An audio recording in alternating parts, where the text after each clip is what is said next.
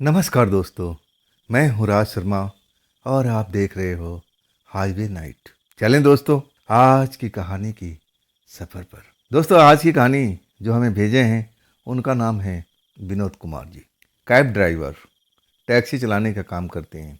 हाँ, ये जो वाकया उनके साथ में घटा था, जो सामना किए थे, वो था साल 2010 की बात। तो चलिए शुरू से शुरुआत करते हैं और विनोद जी के ही पॉइंट ऑफ व्यू से।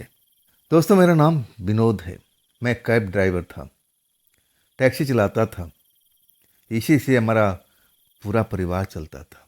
जिस दिल्ली के घर में मैं रहता था ना, उसके पड़ोस में, मेरे घर के पड़ोस में एक और परिवार रहता था। अब उस परिवार में कुछ लोग थे, जो दो तो जेंट्स थे और दो अब लेडीज थी और एक बच्ची थी।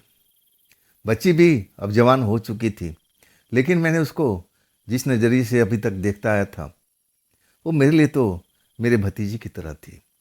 मैं इतना उसको प्यार देता था और देखते देखते वो बड़ी हो चुकी थी। अब उसका रिश्ता का बात भी उसके पिता ने कहीं पर तय कर रखा था।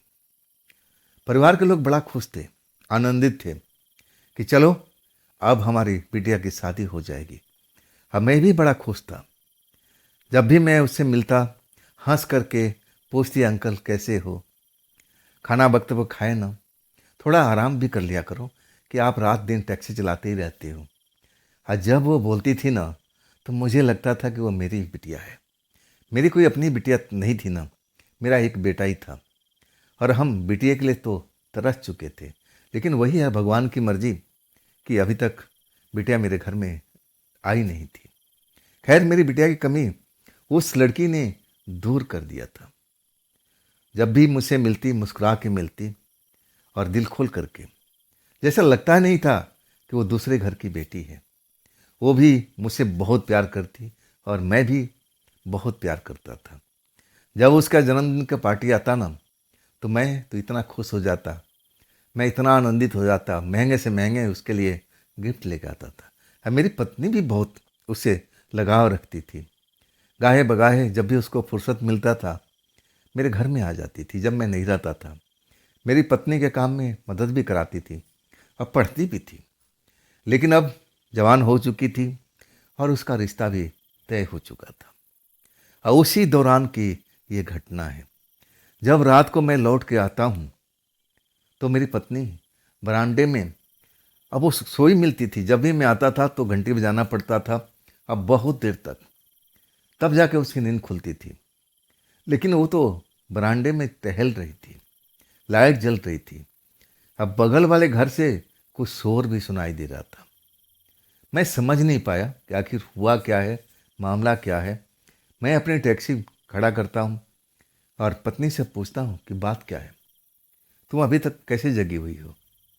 और तब वो पड़ोसी के घर में इशारा करती है कि इनके यहाँ कुछ तेज तेज आवाज़ सुनाई दे रही है, जैसे लग रहा है कि बिटिया को कोई परेशानी हो गया है।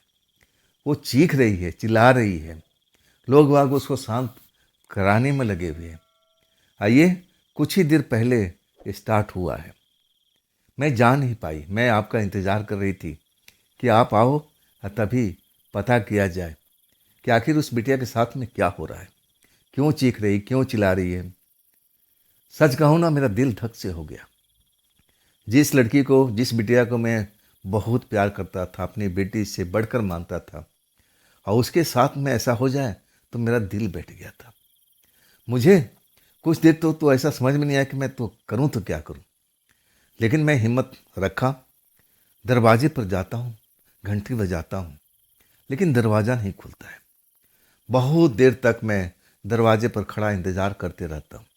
हाँ, अंदर में उस बिटिया की आवाज़, उसकी चीख मैं भी सुनता हूँ।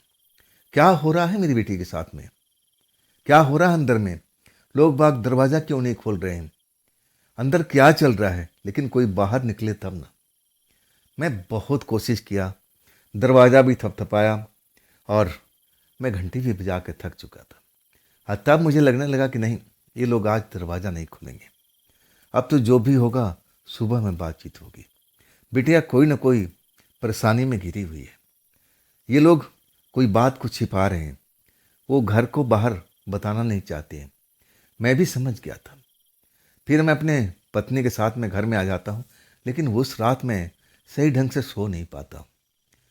मेरे घर के अंदर में कभी कभी बिटिया की चीखती हुई आवाज़ सुनाई पड़ती थी।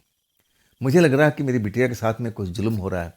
परिवार के लोग कोई टॉर्चर तो नहीं करें, कोई शादी ब्याह में अड़चन तो नहीं आ गया, कहीं बिटिया मेरी किसी और से प्यार तो नहीं करती है। आजकल थोड़ा मॉडर्न ज़माना था ना, तो मन में एक डर सा बैठ गया था। कहीं बिटिया अपने दिल की बात अपने माता पिता को बता दिया हो। अब माता पिता उस बात को बर्दाश्त नहीं कर रहे हो, इसलिए टॉर्चर तो नहीं कर रहे। मुझे कई तरह के सवाल मन में आ रहे थे। मैं बहुत परेशान था। अब मेरी पत्नी मुझे समझा रही थी कि आप शांत हो जाओ, शांत हो जाओ।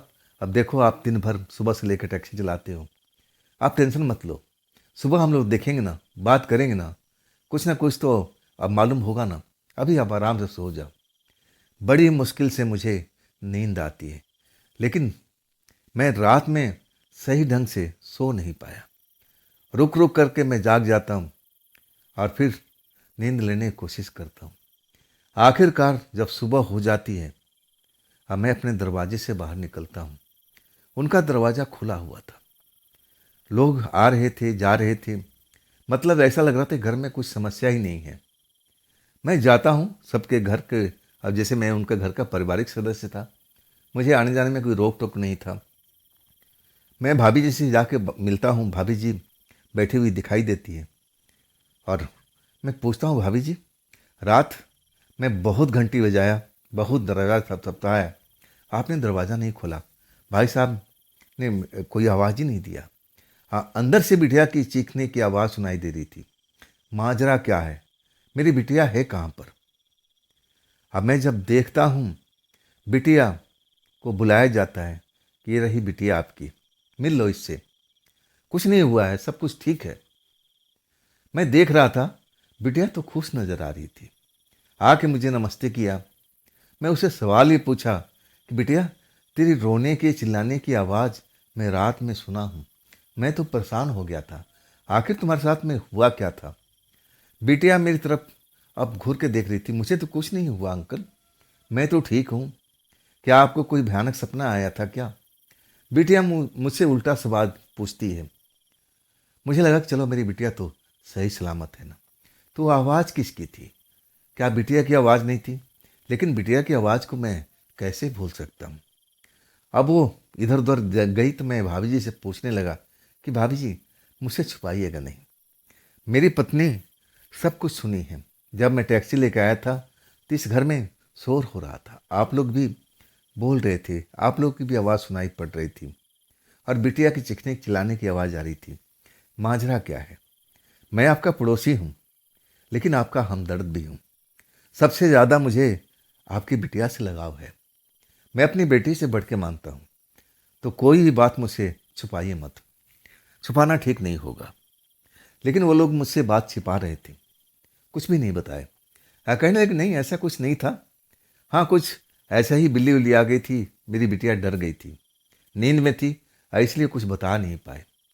ये नींद की बात है और कोई बात नहीं थी विशेष भाई साहब। वो मुझे टाल दिया। मैं भैया से मिलता हूँ, वो भी मुझे टाल देते हैं। कुछ भी कोई बताता नहीं। अब बिटिया तो जैसे उसको कुछ मालूम ही नहीं था कि उसके साथ हुआ क्या था। खैर, मैं बड़ा खुश था। बिटिया सही सलामत थी, सुरक्षित थी। और ऐसा जब मैं सोच रहा था ना, ऐसा कोई भी बात नहीं था। उस घर में शादी की तैयारियां शुरू हो चुकी थी। 6-7 महीने के बाद में वो टाइम भी आने वाला था। और इसके बाद मेरा मन जो है ना, शांत हो जाता है। मैं थोड़ा लेट जाता हूँ आज। मैं जब बात बताता हूँ ना अपनी पत्नी को, तो वो भी मेरी तरफ देखने लगती है और कहती, नहीं जी, जो लोग बता रहे हैं ना, वो बात नहीं है, बात को छुपाया जा रहा है, कोई है बात इसमें।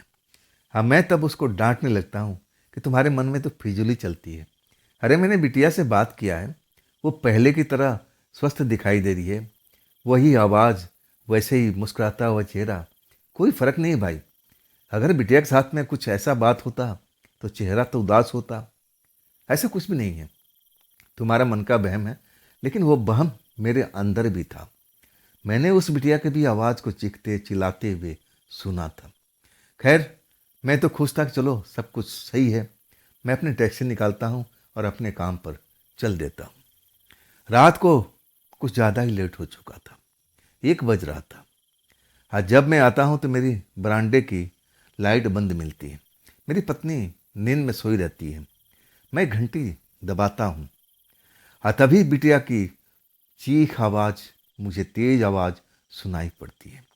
आवाज़ चीख रही थी, चिल्ला रही थी, और वो भी रात के 1 बजे। उसकी आवाज़ मेरे कानों में दर्द दे रही थी। ऐसा लगने लगा कि बिटिया के साथ में फिर कोई जुल्म हो रहा है। कुछ ना कुछ तो समस्या है, लेकिन परिवार के लोग कुछ बता नहीं रहे।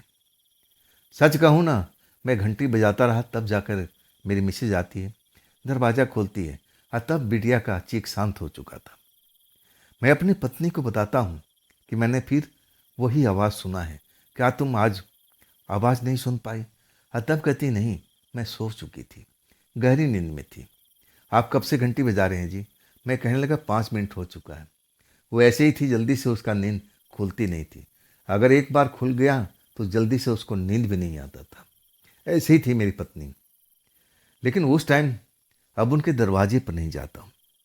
चलो जो भी होगा सुबह देखा जाएगा। इस बार मैं ज़रूर बिटिया से बात करूँगा और पूछूंगा कि रात में तुम चीख क्यों रही थी, क्या हुआ था तुम्हारे साथ में। मैं सोने की कोशिश करता हूँ और कुछ देर में नींद भी आ जाती है, और तब बिटिया का आवाज़ शांत हो चुका था। सुबह होता है तो मैं उस घर में जाता हूँ, भाई साहब से मिलता हूँ। भाई साहब आप कहीं जाने की तैयारी कर रहे थे, जल्दी में थे। हाँ, कहते हैं आप बिटिया से मिल लो, तैयार हो रही है। मैं जाता हूँ बिटिया के कमरे में। हाँ, सही में तैयार हो रही थी। मुझे देखकर मुस्कुराती है और कहती है, अंकल कैसे हो? थोड़ा आराम भी कर लिया करो, दिन रात टैक्सी चलाते रहते हो, कुछ सेहत का ध्यान दिया करो। मैं कहता हूँ, हाँ बेटा, ज़रूर मैं सेहत का ध्यान दे रहा हूँ, लेकिन तुम अपनी सेहत का ध्यान नहीं दे रही हो। हाँ, तब वो मेरी तरफ देखती है, कहती है, बात क्या अंकल जी? कल भी आप मेरे से ऐसे कुछ पूछ रहे थे। हाँ, तब मैं कहता हूँ, बेटा बुरा मत मानना, मैं रात में जब 1 बजे आया था ना, मैं तुम्हारी चीख सुना, वो भी डरावना चीख, तेज आवाज़ में। बात क्या है बेटा? तब वो मेरी तरफ घूर के देखने लगी। हाँ, कहने लगी, कुछ भी तो नहीं अंकल जी, मैं तो देखो बिल्कुल ठीक हूँ। अब भला मैं इतनी तेज आवाज़ में क्यों चुप चीखूंगी? मैं तो, मेरे साथ में तो ऐसा कुछ हुआ ही नहीं है। वाकई में बिटिया बोलती है ना, मुझे विश्वास हो जाता है, क्योंकि मेरे साथ कभी वो झूठ नहीं बोलती थी। हाँ, मैं फिर उसको आशीर्वाद देता हूँ कि हाँ बेटा, तुम जैसे ही हो ऐसे ही रहना, तुम पर कोई आँच ना आए बेटा।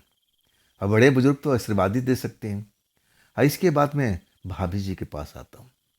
भाभी जी से वही मैं सवाल दोहराता हूँ कि भाभी जी, आज भी मैं 1 बजे जब आता हूँ और तब मैं बिटिया का चीख सुनता हूँ।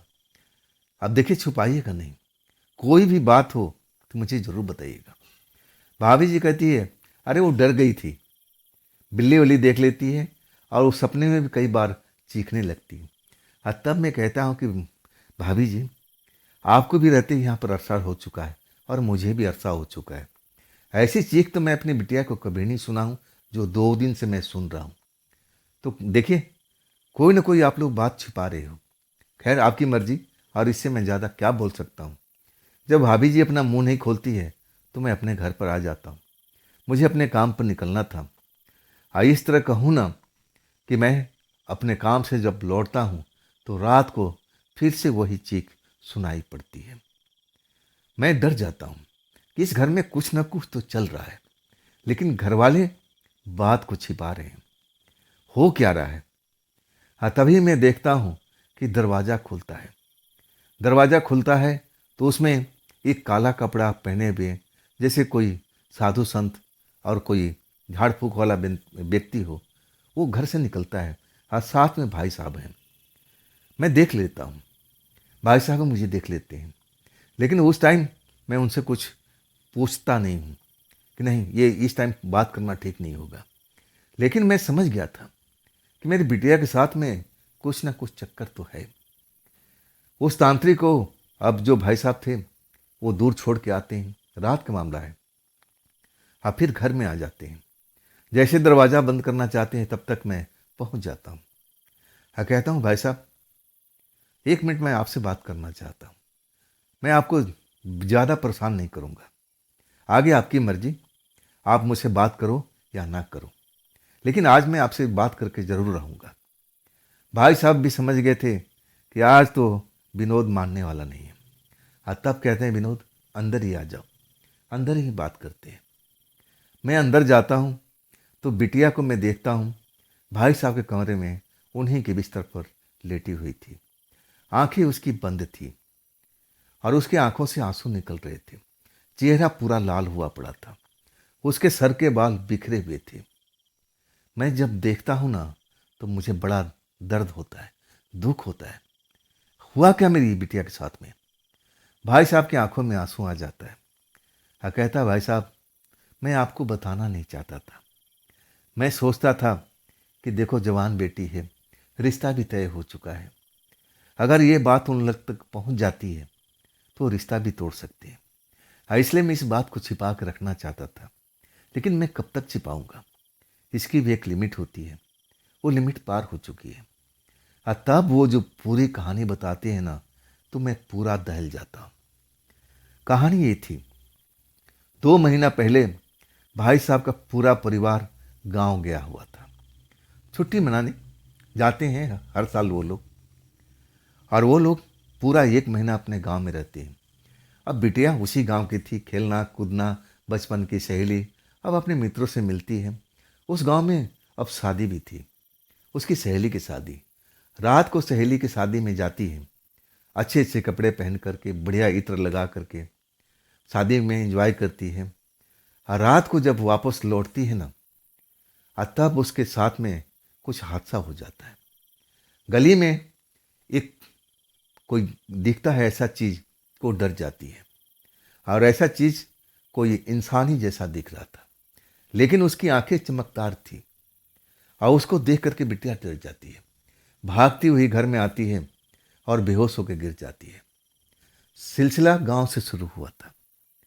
अब इसके बाद परिवार के लोग डर जाते हैं। अगले दिन तांत्रिक होगा को बुलाया जाता है। तांत्रिक झाड़ फूक करके कहता है कि बिटिया डर गई थी। हाँ, उस गली में एक साया था, लेकिन डरने की जरूरत नहीं है। मामला वहीं ख़त्म हो जाता है। कुछ दिन रहने के बाद अब बिटिया को घर से निकलने नहीं देते हैं। इसके बाद वो लोग दिल्ली लौट आते हैं, और वो दिल्ली पहुंचते ही वो सिलसिला फिर से शुरू हो जाता है। रात को सपने में वैसा ही कोई युवक जो सुंदर बन जाता है, अच्छा जैसे जैसे वो कोई राजकुमार हो, और बिटिया को अब एक तरह से घुमाने के लिए ले जाना चाहता है। सपने में बिटिया डर जाती है, उसके साथ जाना नहीं चाहती है। तब अपना भयानक रूप बना देता है। अब उसको डराने लगता है। बिटिया आँख खोल देती है और उसको लगता है कि ये सपना नहीं है, सामने चल रहा है, लेकिन अपने होश हवास में नहीं रहती। अब चिल्लाने लगती है। पूरा परिवार जाग जाता है, और उसको बस यही है कि मेरे सामने खड़ा है, ये मुझे बुला रहा है। अब इसके बाद कुछ देर के बाद में जब घर के लोग इकट्ठा हो जाते हैं, तब वो शांत हो जाता है। मतलब जो दिखाई दे रहा है बिटिया को, वो गायब हो जाता है। इसके बाद बिटिया फिर बेहोश हो जाती है। जब वो होश में आती है ना, तो वो सब बातें भूल जाती है कि उसके साथ में ऐसा हुआ था। उसको लगता है कि मैंने कोई भयानक सपना देखा है, ये सपने का असर है, कोई बड़ी बात नहीं है। लेकिन ये सिलसिला काफ़ी दिनों तक चलता रहा। तब मैं तंत्र मंत्र वाले को बुलाता हूँ। तंत्र मंत्र वाले कई तरह का इलाज करते हैं, तंत्र मंत्र करते हैं, घर का शुद्धिकरण करते हैं। कुछ दिन तक शांत रहता है, और फिर वही बात स्टार्ट हो जाती है। मैं कहने लगा कि आज रात को जो मैं पिछली रात को मैं देखा था, वही तांत्रिक थे।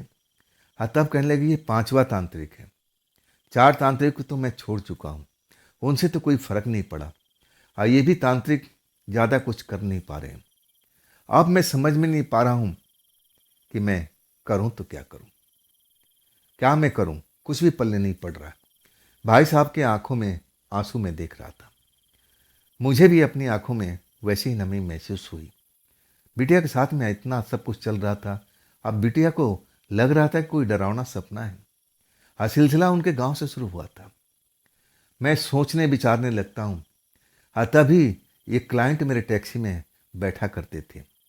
और वो मेहंदीपुर जाते थे बालाजी मंदिर में। मैं उनसे पूछा, हर बार मेरी टैक्सी बुक करते थे। अब मैं उनसे पूछा कि आप यहाँ पर क्यों आते हैं। और तब ऐसे ही उनके साथ में कुछ घटना घटी थी। और वो बताते हैं कि मैं स्वस्थ हुआ हूँ इसी जगह पर आकर के, नहीं तो मैं बहुत सारा रुपया बर्बाद कर चुका था तंत्र मंत्र में। जहाँ जहाँ लोग बताते थे वहाँ वहाँ मैं जाता था, अपना इलाज कराता था, लेकिन फर्क नहीं होता था। और तब मैं 5वीं बार जब यहाँ पहुँचा हूँ, वैसे तो मैं पहली बार आया था और तभी मुझे सब कुछ सही हो गया था। जो परेशानी दिक्कत मेरे साथ में हो रही थी वो सब सही हो गया था। लेकिन मैं जब भी मुझे मौका मिलता है बाबा जी के दर्शन करने के लिए आ जाता हूँ। वही बात मेरे ध्यान में आ चुकी थी। और तब मैं भाई साहब को कहता हूँ कि भाई साहब, ऐसी ऐसी बात है, अगर आप इन बातों पर अब यकीन कर सकते हो तो आपको चलना चाहिए और मैं आपको लेके चलूँगा। भाई साहब भाभी जी से बात करते हैं और फिर वो लोग तैयार हो जाते हैं। और तब मैं कहता हूँ कि आज रात को निकलेंगे, मैं आज काम पर नहीं जाऊँगा और पूरा दिन घर पर ही रहूँगा। मैं थोड़ा आराम कर लेता हूँ कि रात में मुझे ड्राइव करना पड़ेगा। और वही रात को 10 बजे के बाद हम लोग निकलते हैं। और मैं उनको बता दिया था कि बिटिया को भनक ना लगने पाए कि हम मेहंदीपुर बालाजी जा रहे हैं, नहीं तो वो भाई साहब ने जो क्लाइंट हमारे थे वो भी उनके साथ में ऐसा ही मैंने अब सुना था, महसूस भी किया था। अब मैं नहीं चाहता था कि दोबारा वो खेल अब बिटिया के साथ में हो। अब मैं मना कर दिया था। अब इसके बाद 10 बजे मैं टैक्सी निकाल लेता हूँ और बिटिया को अब सब परिवार लेके आ जाता है। बिटिया को बताया जाता है कि हम किसी रिश्तेदार के पास में जा रहे हैं और साथ में अंकल जी भी जा रहे हैं। बिटिया मुझे देख के खुश हो जाती है, कहती है कि अंकल आप आपके साथ में चल रही हूँ, मैं बहुत खुश हूँ। मैं भी कहने लगा कि बेटा मैं भी खुश हूँ। हमारी सफ़र शुरू हो जाती है। जब पूरी रात हम चलते रहते हैं। अब इसके बाद जब हम बालाजी के सीमा रेखा में जब आने वाले थे, मतलब जहाँ से मंदिर की अब जो सीमा रेखा स्टार्ट हो जाती है मेहंदीपुर का, जब हम वहाँ पहुँचने वाले होते हैं हाँ तभी बिटिया के साथ में दौरा पड़ जाता है। चीखने लगती है, चिल्लाने लगती है और ऐसा उछड़ने लगती है कि बस टैक्सी तोड़ करके बाहर निकल जाएगी। इतना चीखने लगती है कि मुझे ब्रेक लगाना ही पड़ा। और सब हम लोग परेशान हो चुके थे, काबू में नहीं आ रही थी। और बड़ी बड़ी आंखें करके कह रही थी मैं इसको मार डालूंगी, इसको मार डालेंगे। अजीब तरह की भाषा बोल रही थी, अजीब बिहेव कर रही थी। हाँ मैं तो उसकी आंखें देख करके डर गया था। कितनी सुंदर आंखें थी मेरी बिटिया की। हाँ देखो कैसा इसका रंग रूप हो चुका है, बड़ी बड़ी आंखें, डरावनी आंखें कर लिया था। उसकी आवाज़ भी बदल चुकी थी, जैसे कोई लड़की नहीं कोई लड़का बोल रहा हो। मैं खौफ में भर गया था, लेकिन मैंने हिम्मत नहीं हारा। मैंने अपनी बिटिया को काबू किया। अब मैं भाभी से और भैया से बोला कि आप इनको काबू में कीजिए, अब बस हम कुछ देर में पहुंच जाएंगे। और देख लेना बिटिया को जरूर आराम आएगा। बड़ी मुश्किल से काबू में आई थी, लेकिन चीख रही थी, चिल्ला रही थी। भैया भाभी अब एक तरह से बंधन में बांध रखे थे, हाथ जोड़े हुए कि वो निकल ना सके। ऐसा उन्होंने कर रखा था बिटिया को। अब बिटिया अब उनके बाहों से निकलना चाहती थी, लेकिन वो लोग मजबूती से पकड़े हुए थे। और इसके बाद मैं टैक्सी का स्पीड बढ़ा देता हूँ। मैं जल्द से जल्द मंदिर पहुँचना चाहता था। और वही होता है, जैसे हम सीमा में दाखिल होते हैं ना, बिटिया बिल्कुल निढाल हो जाती है। जो उसका उछलना और जो चिल्लाना सब कुछ बंद हो जाता है। और तब मुझे बिल्कुल मन में अब मैं एक तरह से खुशी मिल चुकी थी कि बाबा जी की कृपा मेरी बिटिया पर हो गई है। मेरी बिटिया बिल्कुल स्वस्थ हो जाएगी, सही हो जाएगी। मन में वही बाबा जी के लिए श्रद्धा आता है। और इसके बाद हम मंदिर में सुबह में बिटिया के साथ आरती करते हैं, पूजा पाठ करते हैं। और हम कहूँ ना वहाँ आ करके मैं तो कई बार आ चुका था कई क्लाइंट को लेकर के, लेकिन उस दिन मुझे बहुत खुशी हुई थी जब बिटिया के चेहरे पर मुस्कुराहट देखता हूँ। अब मुझे लगता है कि जो भी दोस्त था, जो भी प्रेत का साया था जो बिटिया के साथ में लगा हुआ था, शरीर के साथ जुड़ा हुआ था, वो अब भाग चुका है।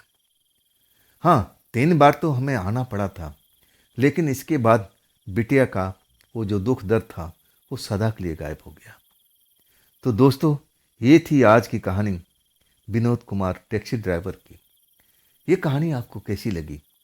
कमेंट में ज़रूर बताइएगा।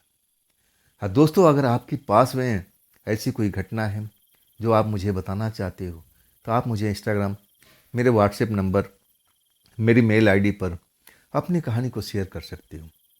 हाँ दोस्तों, ये भी चैनल आप ही का है, तो इसको भी अपना प्यार दीजिए, दुलार दीजिए, लाइक कीजिए, सब्सक्राइब कीजिए, अपने दोस्तों को शेयर कीजिए और हाइप वाले बटन को ज़रूर दबाइएगा। तो दोस्तों, फिर हम मिलते हैं कल की रात इसी चैनल पर, इसी टाइम पर। आप लोग अपना ख्याल रखिएगा। नमस्कार।